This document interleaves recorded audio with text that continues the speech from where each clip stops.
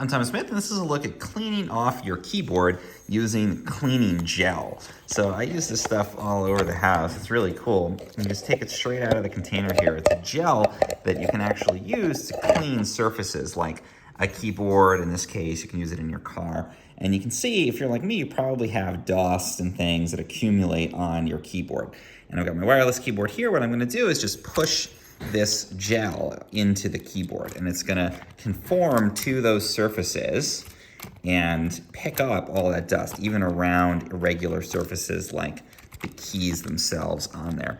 And you can see as I push this down, like here's a pretty dusty section of the keyboard.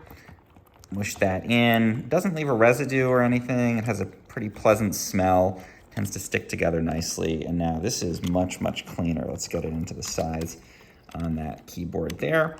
And it picks everything up and just pulls it away, and you end up with a nice clean surface there, even when you've got those weird irregular kind of patterns to it. And you can see it starts to pick up the stuff that was on there into the gel and brings it up off your keyboard, keeps everything nice and clean.